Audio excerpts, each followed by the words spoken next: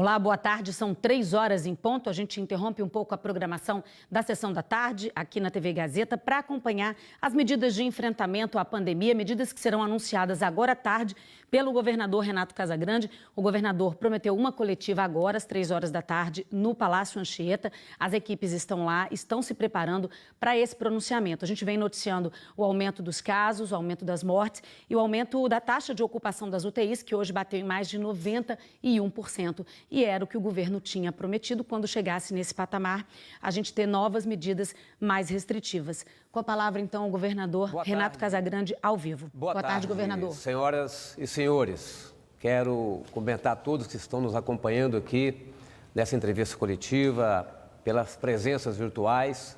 Também cumprimentar quem está nos acompanhando pela rede social e pelos meios de comunicação que estão transmitindo esta entrevista coletiva. Nós estamos aqui para que a gente possa juntos apresentar um pacto pela vida no Espírito Santo. Juntos porque estou aqui com a minha equipe, com a vice-governadora, com o secretário de Saúde, diversos outros membros da equipe de governo. Juntos porque eu estou aqui com o presidente do Tribunal de Justiça, Dr. Ronaldo, desembargador Ronaldo. Estou aqui com o presidente da Assembleia Legislativa, presidente Eric Musso, com a presença da doutora Luciana, do Ministério Público, Rodrigo Chamon, do Tribunal de Contas e do doutor Gilmar, da Defensoria Pública. É um pacto que nós estamos fazendo porque estamos enfrentando um ambiente de guerra. Estamos enfrentando um ambiente no mundo, naturalmente, todos os países estão atingidos e essa guerra é uma guerra mundial contra o coronavírus, contra as mortes, os óbitos e as sequelas que estamos enfrentando pela ação do vírus. Nossa tarefa de todos nós, aqui no Espírito Santo, todas as instituições públicas e privadas, e a minha tarefa como governador é proteger a vida dos capixabas. E tenho tido a parceria de todas essas instituições públicas e privadas.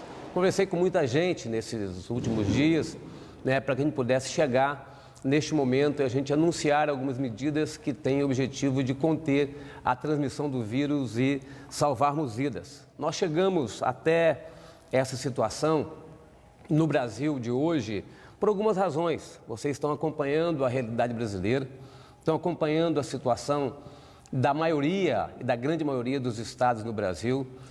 Todos nós estamos acompanhando o elevado número de mortes, Nós estamos tendo no Brasil, a cada dia, anúncio de mais de 2.000 mortes por dia pela Covid.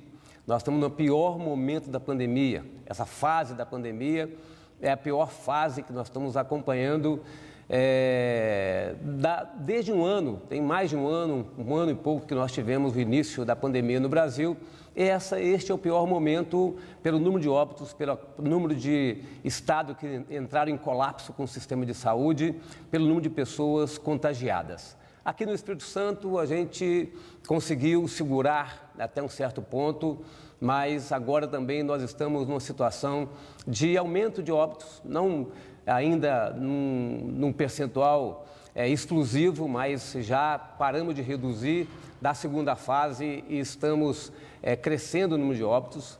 Nós já estamos com um aumento do número de pessoas internadas, estamos com um aumento do número de pessoas contagiadas. E chegamos a essa situação por algumas razões. A primeira razão é a demora na vacinação. Nós, infelizmente, não temos vacina para a gente poder imunizar a população toda, ou a grande maioria da população. Então, essa demora na chegada das vacinas, isso é um problema que nós temos no Brasil.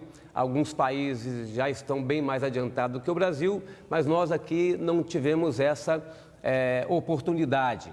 Também a razão para a gente ter chegado nesse ponto é a falta de uma coordenação nacional, que impediu que a gente tomasse medidas únicas, não lineares, mas únicas, orientada por um poder central ou por uma coordenação nacional. Outra razão para chegarmos até aqui são as novas variantes do vírus, que são mais agressivas, algumas delas mais agressivas, e atingem pessoas de mais idade e pessoas de menos idade. E um outro problema é o negacionismo. Uma parte da sociedade brasileira nega os efeitos do vírus. Então, essas são razões que fizeram com que o Brasil chegasse nessa situação e que nós agora também no Espírito Santo estamos pressionados. Nós tivemos uma gestão da pandemia desde janeiro do ano passado, quando a gente começou a ampliar os nossos hospitais. O estado do Espírito Santo é o estado que mais abriu leito de UTI per capita desse país. Então nós tivemos, desde o ano passado, um investimento robusto na ampliação de leitos de UTI, leitos de enfermaria. Mas o que mais pressiona a todos nós é, às vezes, a falta de leito de UTI. Nós chegamos na primeira fase, que foi junho, julho e agosto, onde a gente atingiu o ápice da doença. Nós conseguimos abrir 715 leitos de UTI e nós passamos daquela fase sem deixar nenhum capixaba sem atendimento. Veio uma segunda fase, dezembro e janeiro, né, e também nós conseguimos atender a todos os capixabas com 715 leitos de UTI. E agora, nessa fase, fevereiro e março, nós estamos com um número de pessoas internadas muito grande. Então, assim, a pressão sobre o sistema hospitalar é muito grande. Nós vamos abrir até final de abril 900 leitos de UTI. Repito, é o maior número de leitos de UTI per capita do Brasil. Então, vamos abrir 700 leitos de UTI. Mas chegamos hoje, infelizmente, né, a 91% de ocupação de leitos de UTI. Nós já tínhamos chegado perto de 90%, mas nunca tínhamos passado de 90%. Nossa matriz de risco é uma matriz de risco que considera município com risco baixo, risco moderado, risco alto e risco extremo. Então, pela primeira vez, disparou o gatilho dos 90% de leitos de UTI ocupados.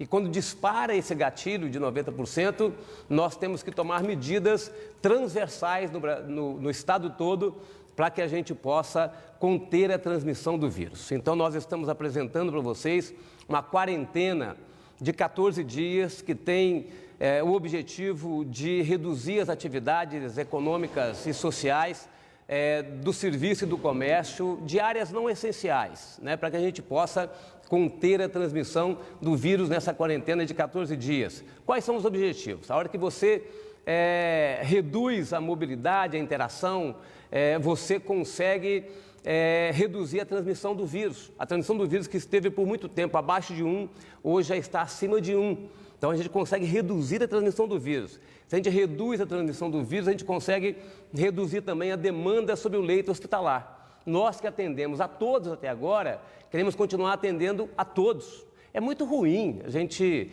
ver uma imagem de uma pessoa sentada em uma cadeira de hospital, perdendo a vida porque não consegue respirar. E não tem um respirador, não tem um leito, não tem um profissional. É muito ruim isso. Isso é uma cena medieval e é uma cena de guerra que a gente tem que enfrentar com decisões que são polêmicas, difíceis.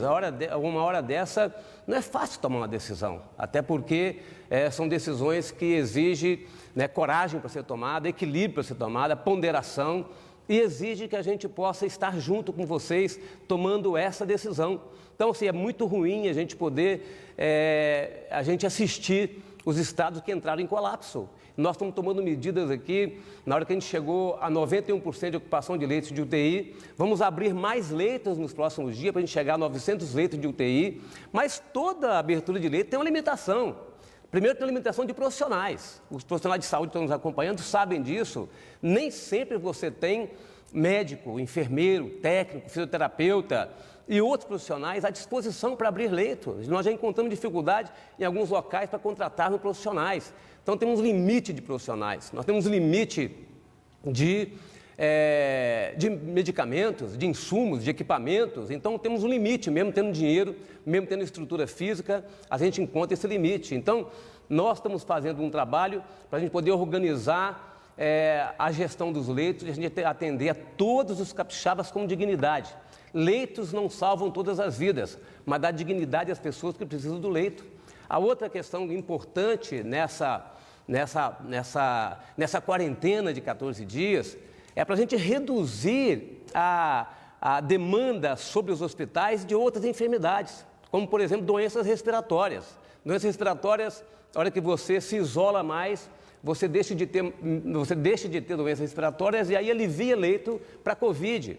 Também a gente deixa de ter acidente. O trauma hoje ocupa os nossos hospitais. Quando a gente dá uma parada, a gente para também de atender trauma, porque reduz o trauma e a gente consegue atender mais Covid. Então, é necessário. Medida difícil, mas necessária, que preciso contar muito com o apoio de cada um de vocês. Estamos parando também nesse tempo toda a educação em todos os níveis, para que a gente possa também reduzir a interação de professor, de aluno. É uma medida que atinge os 78 municípios do estado do Espírito Santo por 14 dias, começando na próxima quinta-feira, dia 18, e vamos até o dia 31 deste mês, para a gente poder fechar esse mês e a gente tentar reduzir essa transmissão e a gente ter a capacidade de dar dignidade às pessoas com atendimento. Eu sei que isso afeta a atividade econômica, a atividade social. A grande razão e a grande motivação nossa é hoje reduzir a interação. O comércio, a atividade do serviço, são atividades que sofrem muito, o setor de eventos sofre muito e nós temos que pedir uma ajuda dos eventos sociais. Quantas pessoas estão fazendo festas clandestinas, estão interagindo sem necessidade? Nós temos que compreender a importância da gente estar junto numa hora dessa.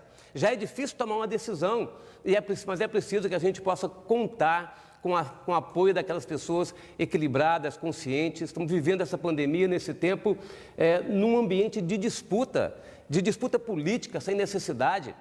Onde as pessoas levam tudo para o debate eleitoral e político por interesse eleitoral. O que eu quero é preservar vidas. O que muita gente nesse estado quer, a grande maioria quer, é preservar vidas. Então eu preciso contar, literalmente, assim, com muita intensidade, com a ajuda dos municípios, né? Quero pedir apoio aqui dos prefeitos, dos vereadores, pedir apoio mesmo, para a gente poder reduzir a interação no estado do Espírito Santo. Quero também pedir o apoio de todas as entidades. Conversei com as igrejas, com as federações. Lógico que não Portanto, a gente acompanhou aí a fala inicial do governador Renato Casagrande nessa entrevista coletiva. Logo mais no S2, a gente vai explicar o que significa essa quarentena de 14 dias e que serviços funcionam ou não durante esse período. A gente se vê lá. Boa tarde. Trabalho que seja eficiente com relação à gestão dos leitos e que seja eficiente com relação a estabelecer dignidade para as pessoas, que seja eficiente com relação a salvar vidas. Muito importante o envolvimento da juventude.